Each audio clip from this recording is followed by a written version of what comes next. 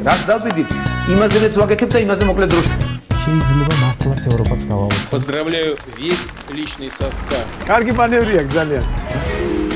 დიაპოლოვაში გადაცემაა. ვაშა გადაცემა თქვენთანაა, თენგიზ გოგოტიშვილთან ერთად. სირიის ახალი ხელისუფლების ხელმძღვანელი აზერბაიჯანში ჩავიდა. თითქოს მარტივად ახსნადი ამბავია, თურქეთის კაცია და ჩავიდა იქ, სადაც ანგარიშს ყველაზე მეტად უწევენ. ასე იმკვიდრებს ადგილს პოლიტიკაში სირიის შინ თუ გარეთ. მაგრამ ეგ მისი პრობლემაა. ჩვენი პრობლემაა, რომ სირიამ ჯერ კიდევ ასადის დროს აღიარა აფხაზეთისა და ეგრეთ წოდებული სამხრეთ ოსეთის დამოუკიდებლობა და გადაწყვეტილება არც მისი დამხობის შემდეგ შეუცვლია.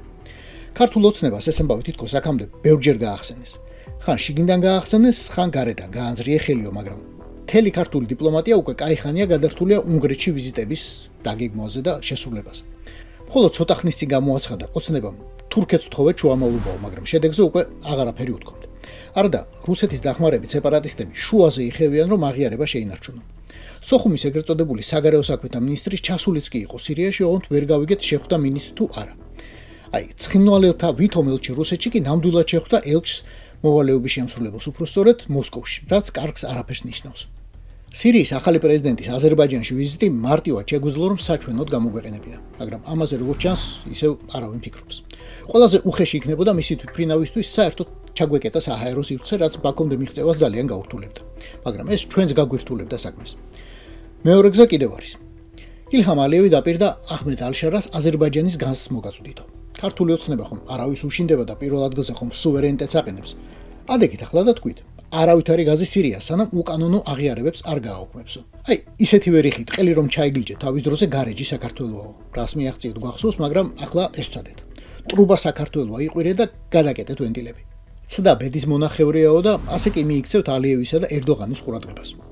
იმათთვის მაგ აღიარების გაუქმება სულ ერთი სატელეფონო ზარის ამბავია, მაგრამ თქვენ ამ ბოდიშებითა და საქართველოსთვის ომის დაწყების დაბრალებით უკვე თავად გაიარეთ გზის ნახევარი აფხაზეთისა და ვითომ სამხრეთ ოსეთის აღიარებისკენ და ვისთვის რა დემარშის მომწყობები ხართ.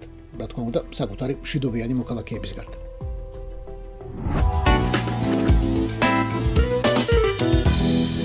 ძალიან შეუტია კოც ევროპამ და ძალიან შეუტია კოცმა ევროპას. პუტინის დავალება წარმატებით სრულდება. საქართველო უბრუნდება თავის ბუნებრივ ადგილს, ივანაშვილისთვის ბუნებრივს, საბჭოთა სოციალისტური რესპუბლიკის როლს. აი, ხო ყველაფერი საინტერესოა.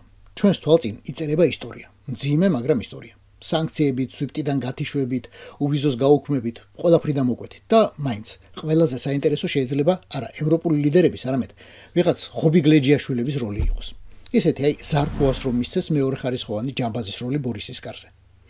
რა ვქნა ბატონო ირაკლი, დამსახურებული პარლამენტარი კი ბრძანდებით, მაგრამ არის რაღაცები, რის გამოც პირველ კლასში მიბრუნება არ გაწყენდათ.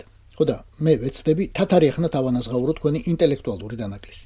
რაისა კომუნისტკა არის სუნებს. რაისას გადაეცით გორბაჩოვს ვაფიცებ. უკვე მე რამდენად ამტკიცებთ, რომ რასა იოკნევიჩიანე კომუნისტია. თქვენერი სასამართლო რომ იყოს ლიეტუვაში აქამდე ციხეში ამოგალპობდა ცილის წამებისთვის. აი მისი ბიოგრაფია. საგანგებოდ თქვენთვის და თქვენი ხაზეინისთვის რუსულადაც მოუძებდნენ და კომპარტიაზე ვერაფერი ვიპოვნენ. თქვენს ლეგიტიმურობას ვიცავ, ვერაფერი. 1990 წლებში მუშაობდა ლიეტუვის პროვინციულ საავადმყოფოში პედიატრად. 1988 წელს შევიდა საიუდისში და გახდა ადგილობრივი საბჭოს ხელმძღვანელი. საიუდისი თქვენ არ გეცოდინებათ და ქართული ანალოგი ჩვენი მაშინდელი სახალხო ფრონტი იყო. თუმცა თქვენ არ სახალხო ფრონტი გეცოდინებათ. მოკლედ, საიუდისი იყო, ვინც ლიეტუვაში კომუნისტები დაამხო, მარტივად. მისი თავმჯდომარევენი იყო, არ გეტყვით. სახელი და გვარი არ მოგეწონება და კიდევ რამე აბდულს მორუშავთ. არ გვიდა. რასა იუკნევიჩიანი სეიმში, ანუ პარლამენტში პირველად 1996 წელს აირჩიეს. მას შემდეგ კიდევ აირჩიეს 5 ჯერ. ოღონდ მართლა ირჩევენ იქ დეპუტატებს, მართლა. ხმას თუ არ მიიღებ, პარლამენტის წევრი ვერ ხდები. თუმცა თქვენ ვერც მაგას ვერ გაიგებთ.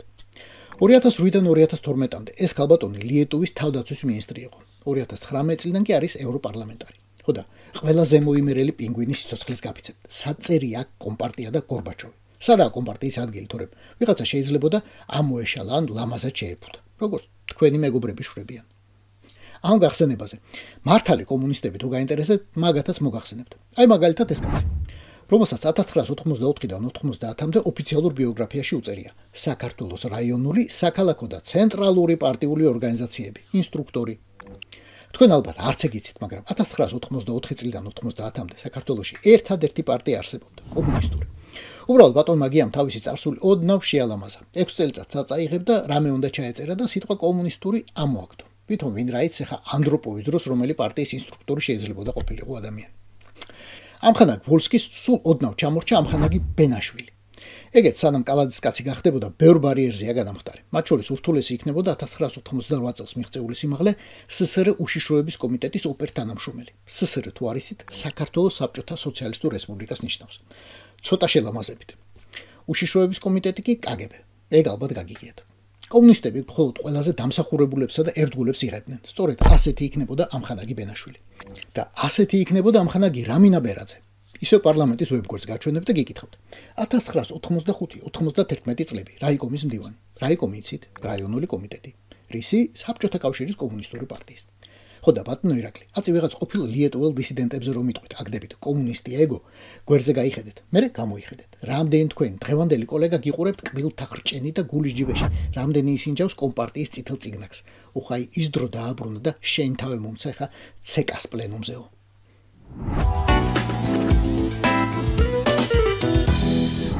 უკრაინაში რუსული ჯარის ხოლო საქართველოში რუსი მიგრანტები შემოჭრიდან ანუ 2022 წლიდან 2024-მდე ჩვენში გაორმაგდა საინფორმაციო ტექნოლოგიების სფეროში მომუშავე კომპანიების რაოდენობა. საბოლოო სურათით, დღეს საქართველოს IT სფეროში კომპანიების 56% რუსულია. მიხვდებოდი, ნაწილობრივ დეზერტირი, ნაწილობრივ GRU FSB-ს გამოგზავნილი ეგრეთ წოდებული IT-შნიკების ხარჯზე. მისალოცი ამბავია ჩემ მამზე. 2025 წელს ზრდა შეჩერებულა. რეგისტრირებულია მხოლოდ 25 კომპანია, მაშინ როდესაც 22-ში ასეთი 15,000-მდე იყო. არიქა რუსი გამოგველიაო და პროჭრილურმა რაზმა დასცხო საკანონმდებლო ცვლილებები. ბევრ რუსსა და ცოტა ბელარუსს საქართველოში ბინადრობის ნებართვის მიღება გაუმარტივოთ და საგადასახადო შეღავათებიო. დაწერეს და მიიღებენ კიდეც ახლა. მე შენ გეტყვი პარლამენტში დებატები გაიმართება თუ მოწინააღმდეგე გამოუჩნდება ვინმე. იქნებ როგორმე კიდევ მოვიზიდოთ რუსები. გვაკლია ნამდვილად. ხო და ვინც თქვენი ჭკვით ნაციონალებს დასცინოდი თავი დროზე კომპიუტერისა და ინგლისურის მცოდნეებს ეძებენ მხოლოდო მოვიდა თქვენ დრო და გადაიდგა დიდი ნაბიჯი ნათელი მომავლისკენ უფასო ფულისკენ და ევროპის დაპირებული გაოცებისკენ ახლა კოც კომპიუტერისა და უკვე რუსულის მცოდნეების სჭირდება არ გინდოდათ ევროპა და ევროპულობა იგრძეინთ განსხვავება ღრმად და თავისუფლად ჩაისუნთქეთ ჩელიაბინსკისა და სიქტივკარის მონატრებული ჰაერი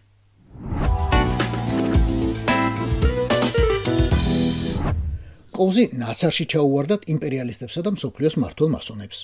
რუსეთი კი მოკვეთეს ყველა სპორტიდან ძიუდოსა და ჭიდაობის გარდა და ყველა ოლიმპიადიდან, მათ შორის სამთრის ოლიმპიური თამაშებიდანაც აგერ ნახევარი წლის შემდეგ.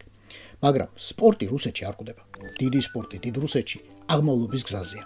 პერმის ოლქში, სოფელში სახელით კრილოვო, წელსაც გაიმართა ჩემპიონატი ნეხვის როლაში. საიუბილეო უკვე მე-15.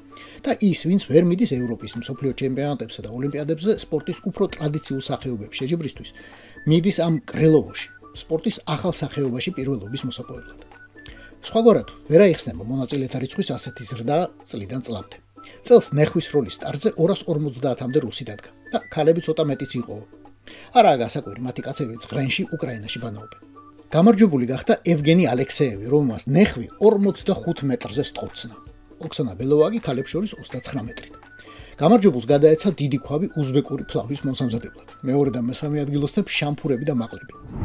ერთი მაგის ჭიტი გამხდა მაგ შამფურებზე რას წამოაცოვენ, ან იმ ქვაბში რას შაშუშავენ, ან იმ მაყალზე რას შემოდგამენ.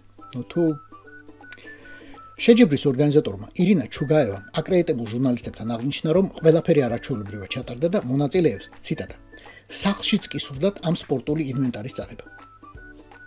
ამ დროს ბიჭო უფასო თუღად ზღრენი მიაქვს სპორტული შეჯიბრიდან და ჩვენ იმას დავარდოთ უნიტასი პარავს. ხო, დამოვიწყდა მეთქო. შეჯიბრის ადგილდელი რეკორდი წელსაც მყარა დარჩა. ადრე ნეხვი ვიღაცა 64 მეტრზე უსვრია. ქარი იყო და წელს ხელი შეგვიშალაო გამოსtildeმა სპორტსმენებმა. და როგორც დიდი რუსი პოეტი იტყოდა. და были люди в наше время, не то что нынешнее племя, богатыри, не вы. ეს იყო ვაშა გადაცემა. თენგის გოგუტიშვილთან ერთად. მოგვიწონეთ, გამოგვიწერეთ, ხარი დაგვიჭერეთ. YouTube-ზე, Facebook-ზე, Instagram-ზე და TikTok-ზე. რაც დავდივით, იმაზეც ვაკეთებ და იმაზე მოკლედ დროში. შეიძლება მართლაც ევროპაც გავავოცოთ. Поздравляю весь личный состав. კარგი მანევრია ძალიან. დიაბოლოვაში გადაცემა.